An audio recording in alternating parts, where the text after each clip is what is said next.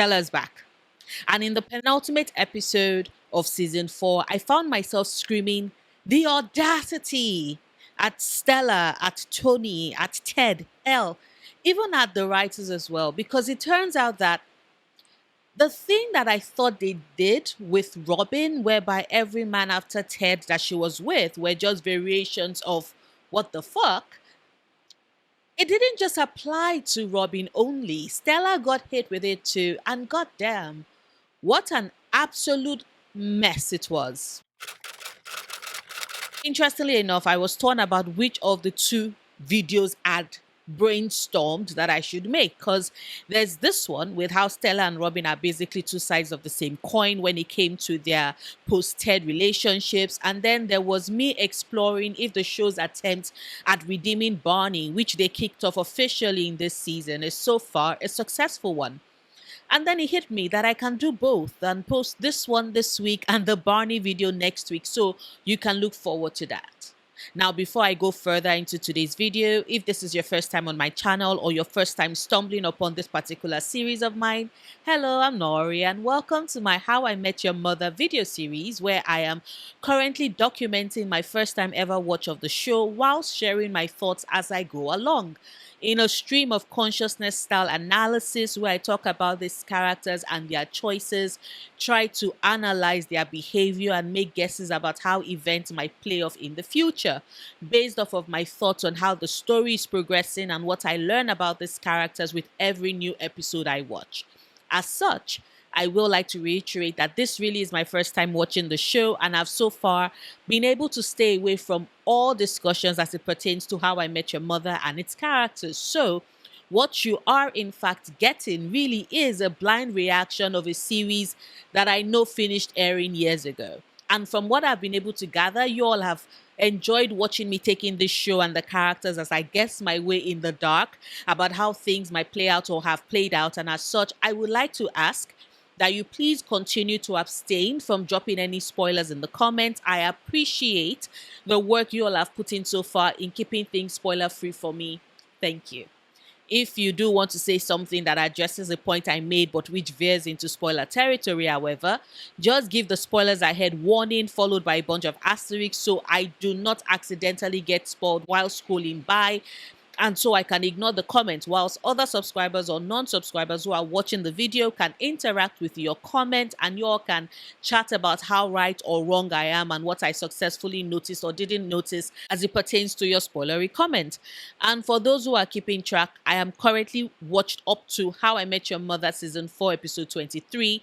Plus, if this is your first time stumbling on one of these videos, kindly know that I do have a format where I split the video into 3 parts: the intro, the synopsis, and then finally my thoughts. As such, I have included timestamps to help you navigate the video as you so choose. But before I get into the synopsis part of the video, I would like to say a big thank you to my lovely Patreons and YouTube members whose support have been instrumental in helping me continue to make content, especially since I started doing this full time at the start of last year, which was the last time I was in paid employment. And a special shout out to Lina, Sherry, Kat, and Holly for their extra support. You get all the hearts and kisses to mwah. If you too would like to support me on Patreon or become a YouTube member to enjoy certain perks, maybe even get a shout out, the link to do so is in the description bar. Now, with all that said and done, How I Met Your Mother Season 4 Episode 23, titled As Far As She Can, picks up from where things were left off at the end of the previous episode, i.e. Stella and Tony run into Ted just as he's about to cross the crosswalk.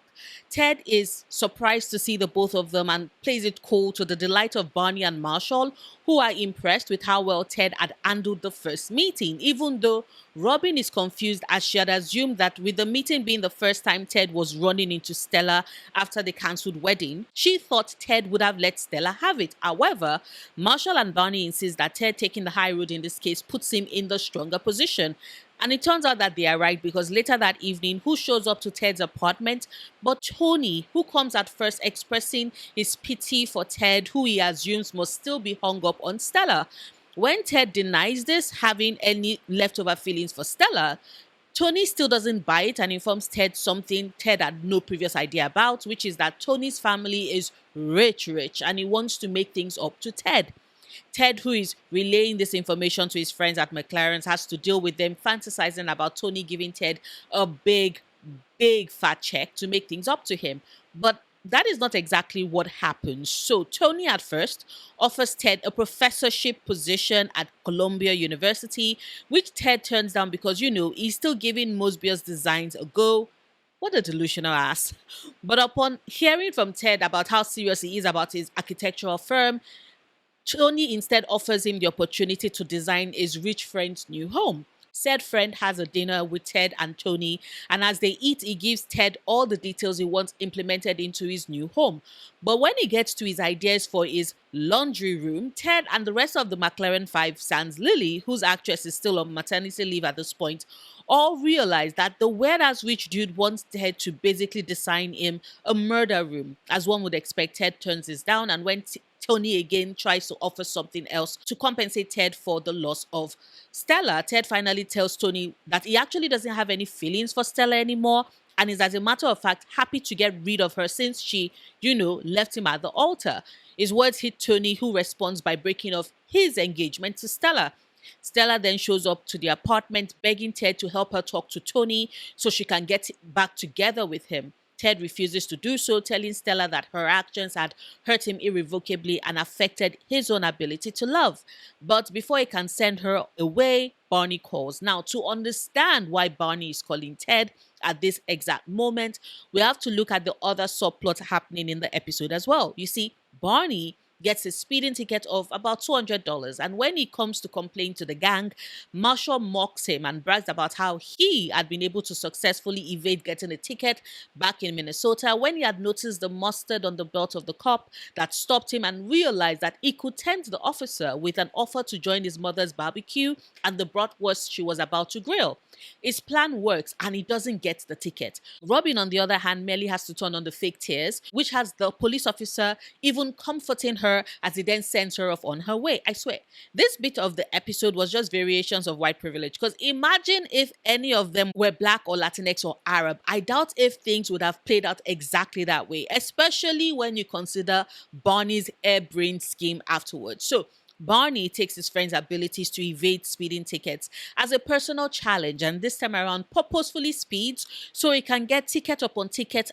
But no matter how hard he tries to come up with suitable lies, i.e., his wife being in labor and him rushing to go be with her, nothing he says works until he finally encounters a hot police officer, a woman, and when he's telling the others, he spins a tale about how he's able to successfully seduce her. Of course, Marshall and Robin don't buy the story since it sounds like the plot of a porno, but Barney insists that it's the truth. It is not the truth. The actual sequence of events, however, saw the police officer promptly arresting Barney's ass since at this point he has had a slew of speeding infractions within the space of a couple of days. This promptly lands him in a New Jersey jail from wherein he calls Ted to come bail him out. Ted, who at this point is with Stella, who is asking him what she can do to make things up to him so he can talk to Tony on her behalf. So when Ted asks if she can drive him up to New Jersey to pick up Barney, Stella immediately agrees. When they arrive, before Ted exits the vehicle, he finally comes clean to Stella that what he's feeling is that it's not that he's closed off to love because of her, but that he is exhausted. He wants what Stella has with Stoney, what Marshall has with Lily, what he thought he and Stella had. And he just feels like it will never come for him. Stella responds by telling him about how she once talked away out of a speeding ticket. The cop had pulled her over and walked up to her car, telling her that he had been waiting for her all day, to which she responded with "I'm sorry, officer, I got here as fast as I could." She then laughs and tells Ted that it was a joke, but the core of what she means is that Ted's one is coming as fast as she can. So Ted just has to hang in there and wait. The words are a comfort to Ted, who tells her that he will talk to Tony and he does as promised. And sure enough, his words convince Tony, who gets back together with Stella. Future Ted then tells his kids that Tony and Stella moved to California. Stella established a new and highly successful dermatological practice in the city, and Tony tried his hands at screenwriting and wrote a hit movie called The Wedding Bride. Wanna bet that that movie is about Stella leaving Ted's ass at the altar and choosing Tony? And considering Tony's narcissistic ass, there is a high probability that he will try and find a way to paint himself as the good guy in that movie. Anyway, Lily finally rejoins the rest of the crew and tells Bonnie that she finally found the offensive joke he had shared a month prior funny whilst taking a shower. We still don't get to hear the details of the actual joke though. But when Bonnie starts talking about some scheme he's planning that would involve amnesiac patients, Lily has had enough Bonnie for the day and bails. The end. Now, a couple of months ago, I'd made a video about how Shelter Island was the culmination of the crack that had already existed in Ted and Stella's relationship, one that resulted in Stella's decision to leave Ted at the altar and walk into the sunset, or in the way in which it played out in the episode, into the ferry with Tony at her side as she ultimately chose the father of her child over the man she had agreed to marry. And I know Ted was heartbroken in the episode, and I'm sure that there are some people who watched that particular video of mine and walked away with a firm belief that I am biased against Ted, hence why I wasn't as sympathetic to him when his relationship with Stella crashed and burned. And you know what?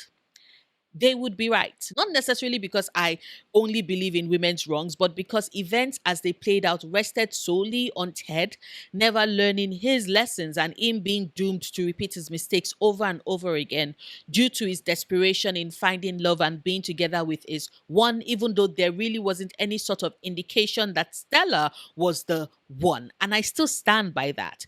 But with the way in which events played out at the end of As Fast as She Can, the season 4 penultimate episode, I found myself wondering if Stella herself does not deserve better. Because on one hand, she walked away from Ted, which I personally thought was a good thing for her. And yet on the other hand, she still chose to be with Tony, even after the way the events of the episode played out.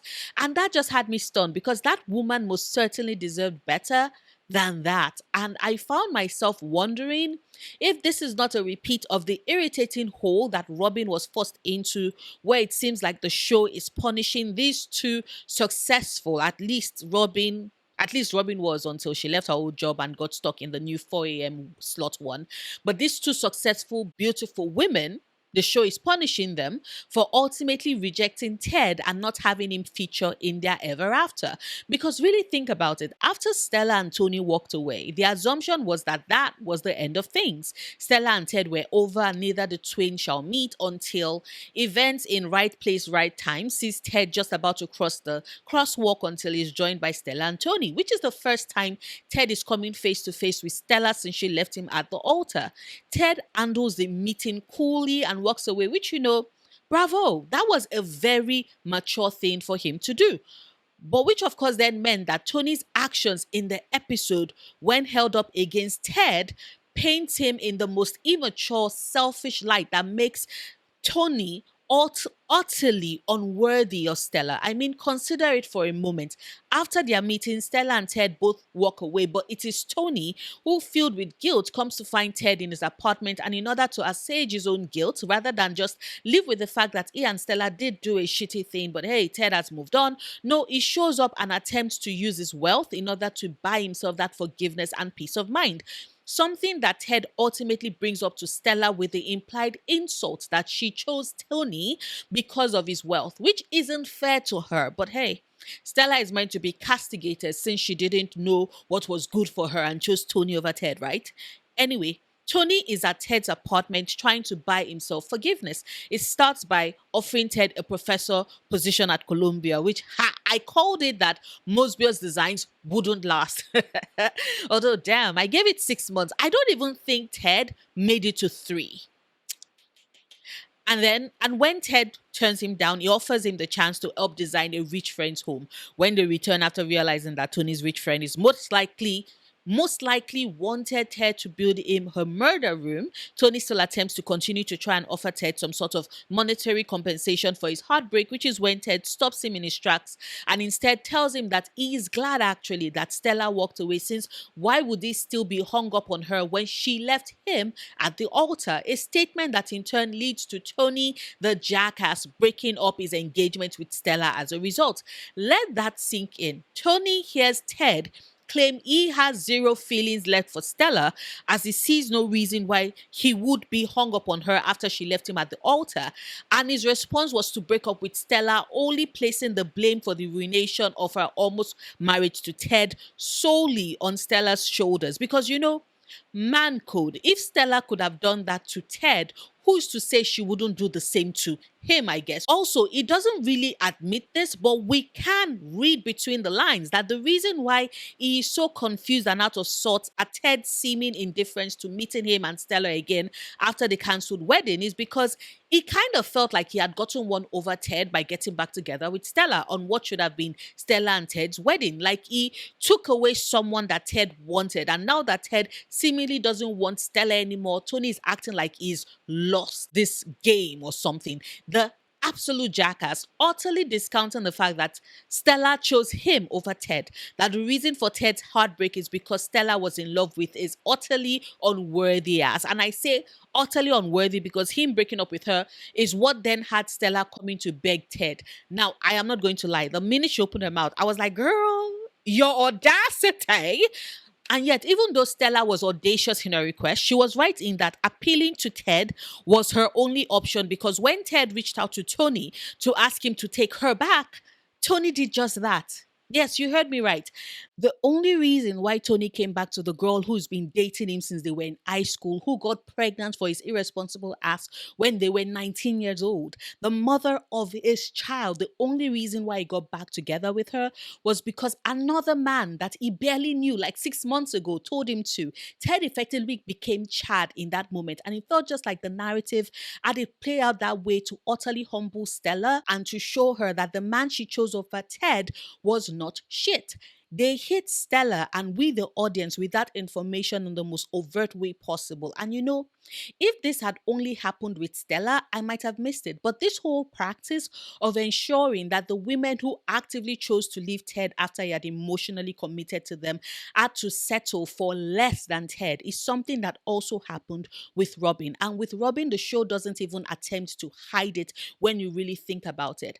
After her breakup with Ted, wherein the conversation centered on Ted wanting to know what their future was going to look like, one that to him leaned towards marriage and kids, when Robin, during the brunch episode earlier in the season, had consistently communicated that she had no interest in having children and wanted to solely concentrate on her career, a choice that Ted's own mother applauded, especially considering how early she had married Ted's dad and the things she had to give up as a result. After the breakup, wherein Ted had briefly voiced his desire to even follow Robin to Argentina, which was the show's way of painting Ted's willingness to make their relationship work, but which we can also interpret as Ted not knowing when to leave well enough alone and just keep things moving. We see the slew of Robin's relationships that follow her breakup as one that highlights just how much of a supposed downgrade she's taken. This to me is purposeful. Now, initially, I was going to ignore Enrique Iglesias' Gael because it was portrayed as being pretty sweet and romantic. But then I also remember that he is the fucking weirdo who invited strangers into her home and they were smoking up her place, dealing out a cacophony of noise that kept her from being able to sleep, even when she had to eventually get up for work. And it took her pulling a gun on their uninvited asses for her to clear them all out of her apartment. So, yes, hot though Gael was, he was still right there in the trash with the men that the show seemed to force Robin into a relationship with post her breakup from Ted. And then there is George, the dad of the boy from Lily's kindergarten class that Robin found herself bonding pretty well with, so much so that her friends even thought for a moment there that Dog's drawing of his father and future mom was of George and Robin, only for the truth to be revealed after Robin's attempt to break things off with George so that she doesn't hurt his son, that George actually already had a girlfriend who is the mother figure in Dog's painting. Now, I know it's easy to brush this off as simply Robin and George never really having the talk on their exclusivity on screen, but it still doesn't take away from the fact that he had been seeing the other woman, Brooke, for long enough that she became his girlfriend. And the only reason why the truth came out was because Robin suggested they break up. If she hadn't done so, the ruse might likely still have continued. trash. Now, Bob from the Slapsgiving episode is the exception to the every man the show had Robin dates slash hook up with after Ted were basically variations of trash and ew, because Bob was a pretty decent guy, which of course meant that the event of the episode that saw Robin having sex with Ted, even after she started dating Bob, immediately indicated that there was going to be no future with Bob after Thanksgiving. Hell, Bob's presence at the dinner only served to prove that Ted and Robin still had the common grounds of their responding with a salute to any phrase that gave some sort of military connotation. He was there as window dressing to prove that Ted and Robin still had some basis for their friendship outside of them fucking, which, would have stuck if the writers hadn't had them regress back to fucking for a brief period before they finally decided to stop. But that still took us into season 4. And of course, there's the brief regression she had with Simon in the Sandcastles in the Sand episode, where she was basically her 16-year-old self with hot eyes for the one man that was the very definition of not even good enough to kiss her feet.